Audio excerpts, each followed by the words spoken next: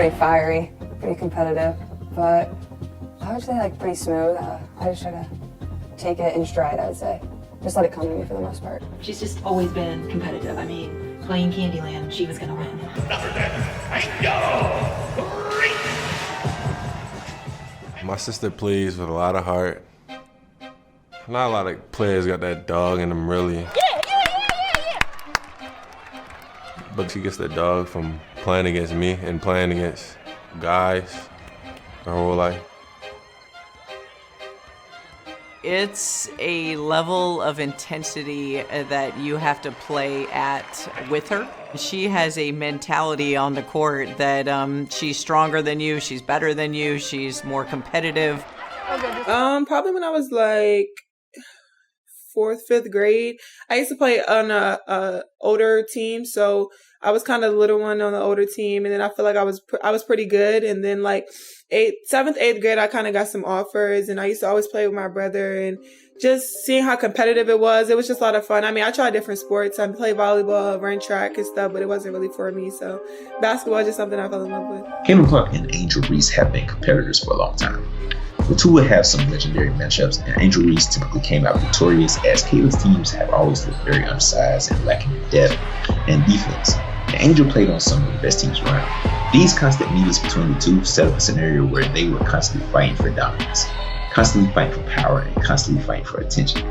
To really understand this, you have to understand where the women's basketball game was at the time. This was at the time that I first began to pay attention to the sport after being an NBA fan for quite some time.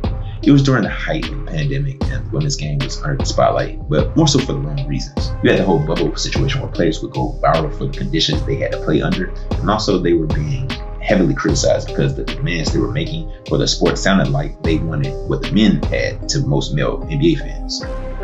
So I remember all of the trolling on sports pages with majority male and majority NBA fan bases about nobody wanted to watch women's sports and how they should stop complaining or get back in the kitchen and things like that.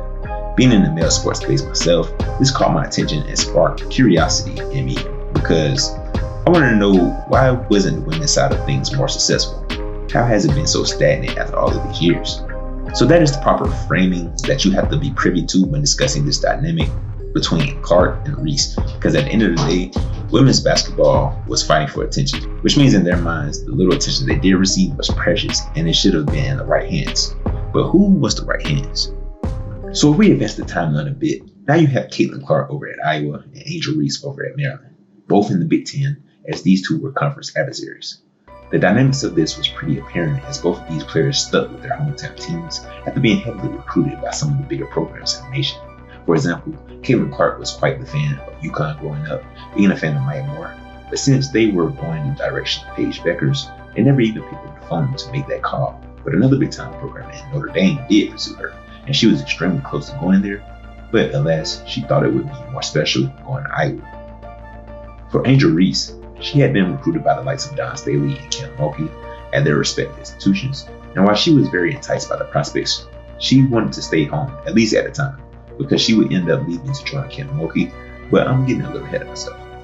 At Maryland, she started off dealing with an injury to her foot, but when she got healthy, she began to really establish herself as a dominant college player, especially on the boards, as we all know by now. This is what she excels in big time. She also just had great size and length, while also being a serviceable enough athlete to complement that combination of size and length. Add on to the fact that she is a super aggressive and persistent scorer, and you have a player that is a true threat in the women's college basketball landscape at that time. So while this had been happening over at Maryland, Caitlin Clark had been building a name for herself in her home state of Iowa. We all know the talent that is Caitlin Clark by now, so I don't have to go into a deep dive about who she was, but what I will say is she was the elephant in the room of women's college basketball. She was the player that no one wanted to acknowledge, but their presence was so looming that they made everyone around them uncomfortable. You see, Caitlin came onto the scene as the number 4 ranked player and was considered behind players like Paige Beckers, Angel Reese, Cameron Brink, and Aaliyah Boston. In fact, the media landscape had chosen Paige as the next up, so even when Caitlin had stats putting up 27, 7, and 7, Paige putting up 25 and 4, a player like Paige would still get the nod in national player discussions despite Caitlin showing a level of statistical dominance. The same remained true with discussions with all of the players that were considered ahead of her, even with her current teammate Aaliyah Boston. People thought that she was on a team that wasn't a traditional powerhouse or a blue blood program, that she was just a player putting up what we call empty stats on a bad team. Or even if they had a good record, it was supposedly because they played inferior talent. This was also ironically how she came to my attention, as it was that game against Michigan where Iowa had been losing, and although they ultimately lost the game, she went nuclear to the point where she just went unconscious from the Michigan logo, dropping what would become her signature with the deep logo bombs from three. If I had transferred earlier in my career, I wouldn't be having the time of my life right now. Holy smokes! But watch right here. Hey, Kevin Durant, I know you're a big fan of Caitlin Clark. How about that one? I'm providing this context because this is directly the energy and conversations that we're getting ready to fuel some of what we would see later with Angel Reese and Caitlin Clark. So with Caitlin playing the role of the player that no one wanted to see receive superstar attention, although we see how much of an anomaly she was statistically, but we can point to her team performance as to why we can still dismiss her. Now we can get into the matchups when Caitlin began to play Angel Reese as Iowa went up against Maryland. In fact, it was actually a week after the 46-point and 10-assist game versus Michigan when she would be facing off with Reese's Maryland Terrapins. She went from having a 46-10 night to 19 points and 10 turnovers versus Maryland, while shooting 28% from the field and 23% from the three-point line. She had a terrible game, quite frankly. In that 2022 season, that was probably the worst season of her college career, although it was still generational. But she had been in a sophomore slump that year, in particular with her efficiency being the worst. Meanwhile, Angel Reese went off scoring 25 points and 13 rebounds, 2 blocks, and 2 steals on 60% shooting. They were calling it the Valentine's Day Massacre, being that that's when the game took place. But here's the thing. That game sparked a lot of controversy that would set the stage between the issue with Caitlin Clark and Angel Reese. You see, with that 46-point game that happened a week earlier, it went viral on social media. And while that's not how I found out about her, that game is definitely when I decided I needed to pay close attention to her. So with that, you had major sports pages posting her performance on their sites. And as we talked about, women's basketball at the time viewed attention as a very limited and precious thing. So when next week's performance took place, blogs still painted Caitlin's game as if it was a duel between her and Reese, like they had comparable games, instead of just giving the shot to Reese. This became a major issue at the time, and at this point, the conversation started to change. Something's afoot, okay? Happy Black History Month. But Iowa just played Maryland, and there was definitely a disparity in coverage between two main players, Caitlin Clark and Angel Reese. I'm seeing news outlets post things like Caitlin Clark and Angel Reese traded buckets. That was by W Slam. Love you, W Slam, but let's be real. Caitlin shot 28% from the field with 10 turnovers. You know, she went about 7 for 28? 25. Whereas Angel Reese, not only on defense, but offense, just killed it straight through. There was no trading buckets there. You know, during the broadcast, there's many a time. They're like pitching her case for player of the year. You see her graphics up on the screen. And so that begs the question, you know, why? Why, when she had such a dismal performance and really their team got dissected, is she getting the majority of the coverage?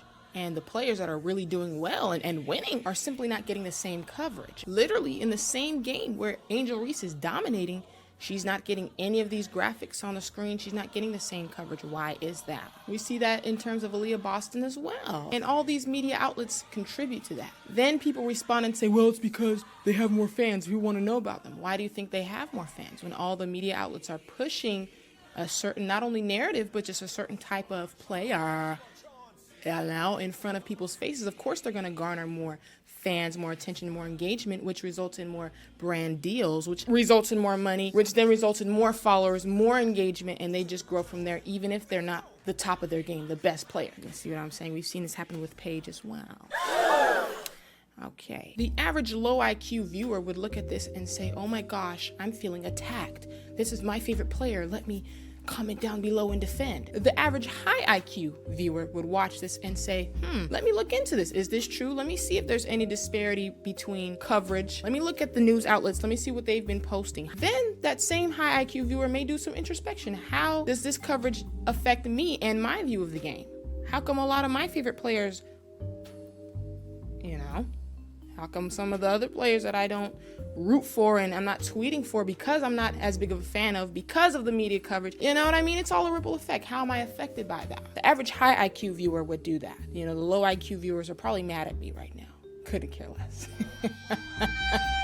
But with that being said, I think we should all just kind of investigate not only our role in it, but see what we can do. What can I do to change the coverage? You know what I mean? If I'm Slam, maybe I just be realistic. You know what I mean? We're not posting the girlie that had 28% from the field and 10 turnovers, and it's not even in the same realm. Let's be real.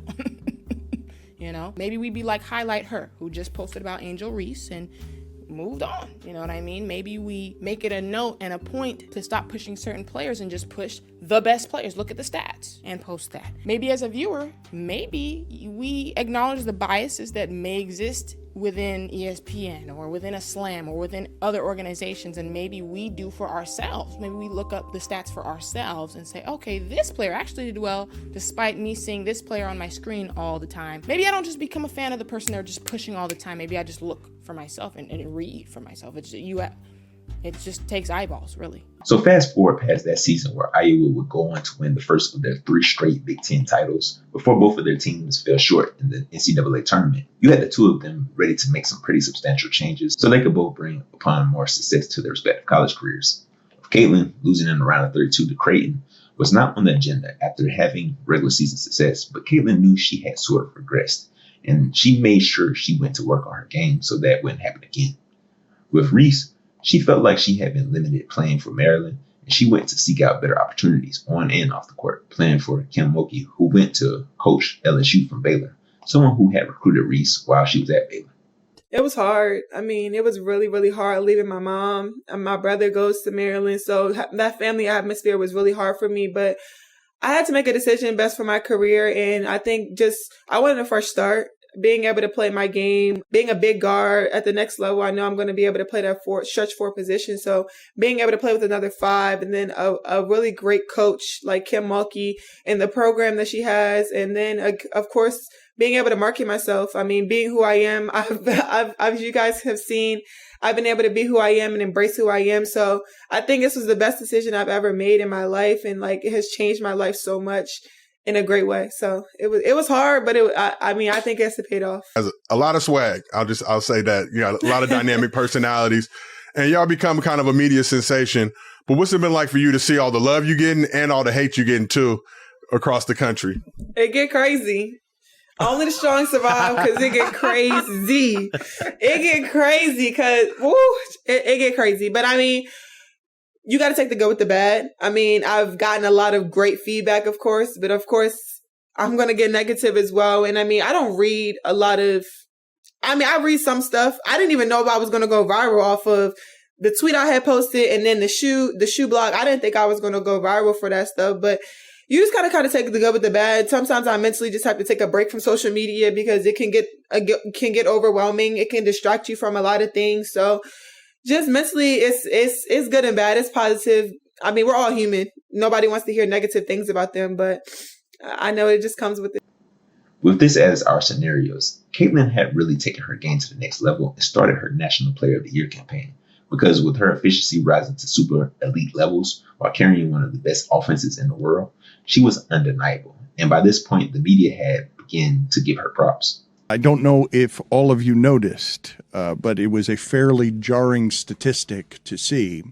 I generally don't love doing ratings talk. I think it's pretty silly, but I was a little floored by a women's game between Iowa and Louisville because I think it's because Caitlin Clark is like this amazing thing. Maybe it's not that. Maybe it's just the entirety of Final Four competition and people being excited, but there's a woman playing college sports that is clearly a star, and the ratings for a game that wasn't even a finals game between Iowa and Louisville were better than any NBA game on ESPN. And when we talk about how you reconstruct the sports and the power of the players, and players might fear future consequences, I don't think we should only think about what men can do to change the power imbalances of sports, because this content is about to become really valuable.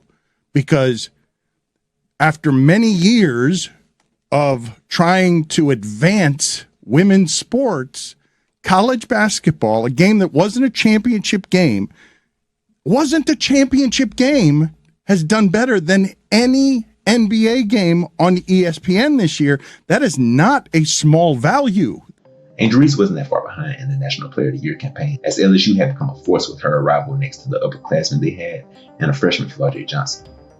Reese had took on a mentality of being up in your face and letting you know that her presence is to be felt when you are on the court with her. She would go on to average something crazy like 23 and 15, with LSU being a true contender to win it all. While LSU and Reese in particular did receive some attention from the media, it still felt that it was on the level of what Caitlin Clark was receiving from her loud stat totals and late game heroics. I mean, Clark was a one of the show. She wasn't really capable of winning on the grand stage of the NCAA tournament. We saw her first 2 years, right? With everyone doubting her ability, she was going to have a crazy tournament run. She went on to average 32 points and 10 assists on 66% true shooting. Bro, what? Just going back and looking at this is crazy.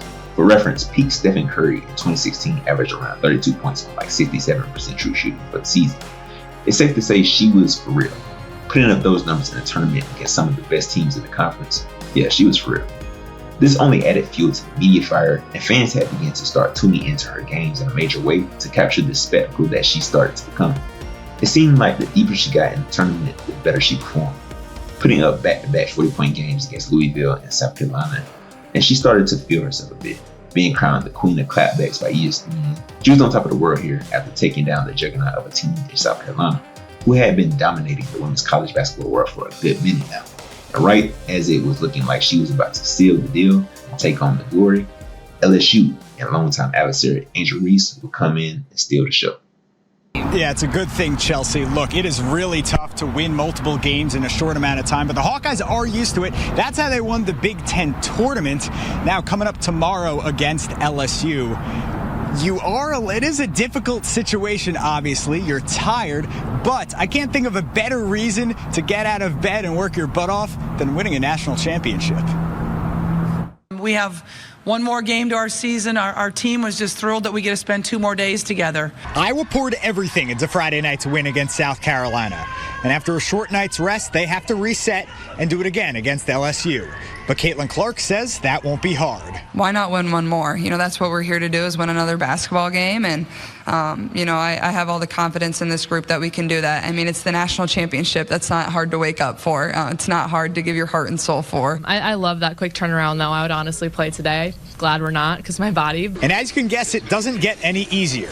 After beating maybe the best defensive and rebounding team in the nation, Iowa will face LSU and their imposing double-double machine, Angel Reese. Angel Reese is a phenomenal basketball player, obviously, and it's going to be a battle on the board. She's one of the best rebounders, that I've ever seen, really. But I think our path to this game has prepared us in the best way it can. LSU kind of reminds me of South Carolina in a lot of ways, so I feel like we've been ready for this moment, and we're ready to step into it. To start this game, how did this group come together in the locker room at halftime and really come together in the biggest moment to win this national championship? It's no one-man show around here. When I go down, the next man is up every single time. Every time I go out or Alexis goes out, everybody always comes and steps up. Samaya came in as a freshman. Everybody from the big Jasmine Carson. Are you telling me 21 points in the first half? That's what we needed from her, and I'm super excited and happy for this team. I've watched you all season long. Your leadership, you hold your teammates accountable. Sometimes it's hard conversations. How have you led this group to a national championship? Hey, my teammates take constructive criticism. I get on them, they get on me, and it's all positive, and we know we're just trying to get each other better. So this team is just amazing. We built each other up from the summertime, and I'm so happy. Kim said you have so many different personalities, and it took a lot of different ones to get here. When you're celebrating and you guys realize that this is within your grasp, what did you say as you came together? Breathe and believe. That's all we did all year. Just take a deep breath and just keep believing in each other. Nobody thought we were going to be here. Nobody, as long as we believed in each other. I don't even know what to say right now. I'm just so happy. All that mattered is you believed you could be here, Angel. Thank you. I appreciate you, Holly. Thank you. Twitter is awash right now with outrage, and you've talked before about your personality, that you don't care, and I just wondered what it's like to know that, so many people are talking about women's basketball. Isn't that a good thing? I'm happy. I mean, all year I was critiqued about who I was. The narrative, I don't fit the narrative. I don't fit in the box that y'all want me to be in. I'm too hood, I'm too ghetto. Y'all told me that all year. But when other people do it, y'all don't say nothing. So this was for the girls that look like me, that's gonna speak up on what they believe in. It's unapologetically you.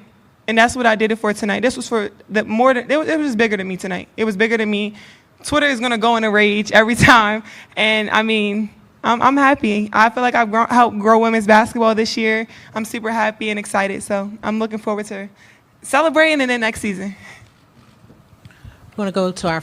Congratulations, first of all. The moments that you're talking about, and you were talking about earlier, that made Twitter blow up, how conscious are you of having them be able to be your authentic self in that moment? And sort of, how do you kind of craft it in the moment to be able to make sure that people understand who your authentic self is? I don't care about anybody else and what they have to say about me. That's the difference between me and a lot of people. I don't. And the biggest goal for me is a national champion. I don't care to be All-American. I don't care to be a defensive player of the year. The biggest goal is to be a national champion. And that's what I did. And that's what I can just brag on, because at the end of the day, it's a team effort. And regardless, I'm going to be me, but I can't do it without the girls here. And I can't do it without the rest of my teammates and my coaches. So Twitter can say what they want to say. I love Twitter, and I love reading those comments. I have all the screenshots of what everybody has said about me all season. And now what are you going to say now? I'm glad that you and Caitlin are on the same page, and there's no beef there. It's all just competitive spirit, competitive spirit. Let's dive into that conversation. Yep. Let's talk about the gesture seen around the world. Apparently, that this is so offensive that we're having these in-depth, conversations about it. Caitlin did it against South Carolina, and everyone celebrated her for it, and I was one of the people who thought it was cool. I loved it. I'm here for trash talk. I love it, especially when women get into that mode and they're like, we're ballers too. We can hoop, or we can do whatever the men can do. We got that same energy. Love it. You do it. Absolutely loved it. But the results and the acceptance of it were drastically different.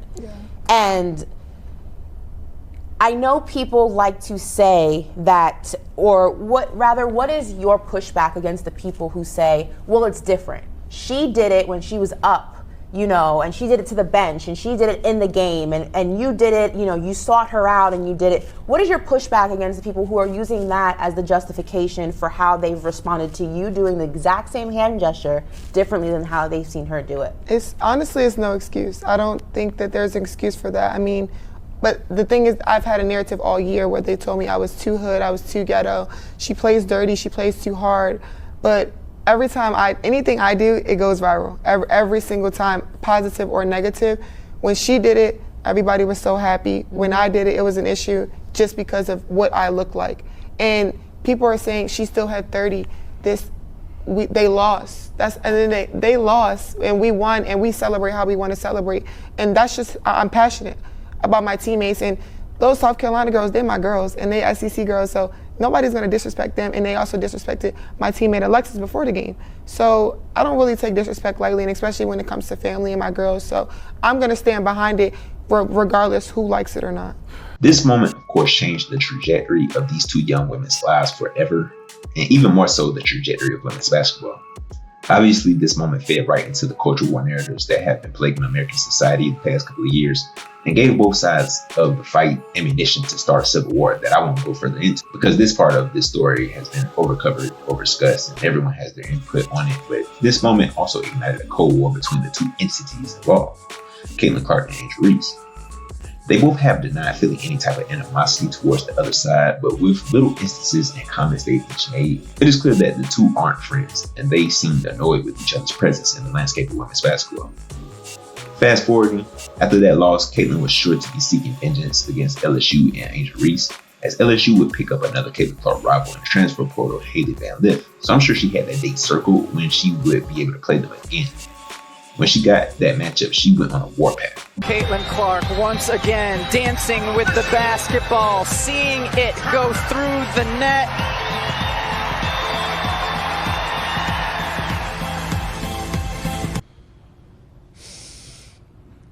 I don't really get to stand up for myself. I mean, I have great teammates. I have a great support system. I got my hometown. I got my family that stands up for me. I don't really get to speak out on things just because I just try to ignore, and I just try to stand strong. Like, I've been through so much. I've seen so much. I've been attacked so many times. Death threats. I've been sexualized. I've been threatened. I've been so many things, and I've stood strong every single time. And I just try to stand strong for my teammates because I don't want them to see me down and, like, not be there for them. So I just want them to always just know, like, I'm still a human. Like, all this has happened since I won the national championship, and I said the other day, I haven't had peace since then. And it sucks, but I still wouldn't change. I wouldn't change anything, and I would still sit here and say, like, I'm unapologetically me. I'm going to always leave that mark and be who I am and stand on that. And hopefully the little girls that look up to me, and hopefully I give them some type of inspiration that, hopefully it's not this hard and all the things that come at you, but keep being who you are. Keep waking up every day. Keep being motivated, staying who you are, staying 10 toes, don't back down, and just be confident. But while she was plotting on LSU, things weren't all good for her, because then you had South Carolina guard Raven Johnson plotting on her to get revenge for the infamous wave off that went viral and humiliated her the previous season. What's the biggest difference between 2023 Raven and 2024 Raven? The shots that I would never took last year, I'm taking them this year. And I just think it's boosting my confidence. Seeing the ball go in makes my eyes bigger. Seeing my teammates shoot and the ball go in makes my eyes bigger. And just winning, like, we're learning lessons off winning. So I think that's a big thing for me. You got waved off and received media ridicule last season. You're very vocal about it. And look at how far Caitlin Clark is playing off of Raven Johnson. You see her, she's not even looking at her. She swiped away with her hand. What kind of impact did that have on you as a person and a player? I remember watching that game over and over and over and over and over and over. Daring her to shoot from three. To the point, like, I got tired of it. I was like, wow, like, what the heck? But what happened last year was the best thing that ever happened to me because I just got in the gym, worked on my weakness. It happened at the right time.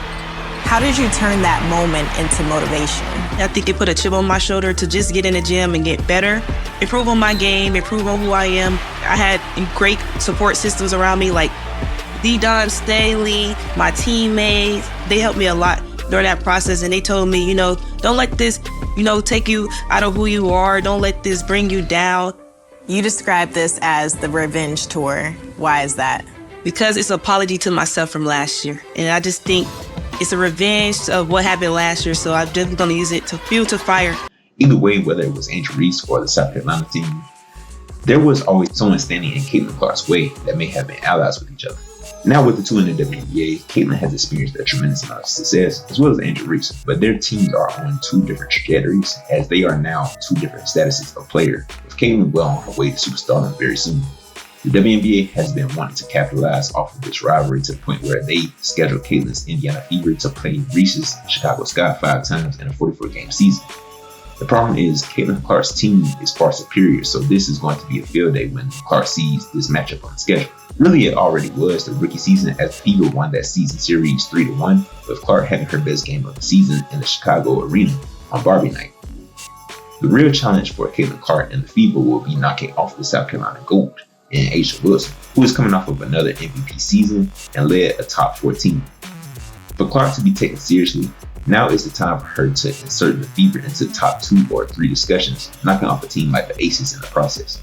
This carries deeper weight because A'ja herself has been critical of pandemonium around Clark, as she has gone on record a numerous amount of times in the media, either passively shading Clark or her fan base. A'ja has been one of the loudest proponents of how she hasn't been given her proper attention for the things that she has accomplished, and right now, Clark represents a threat to that. She, like Reese before her, can be in a situation to stop the momentum that Clark can become, and being from the Dawn Staley tree and being in the SEC, as another ally of Reese through that SEC connection, she continues the legacy of this Cold War that sparked off from one of the biggest moments in women's basketball history.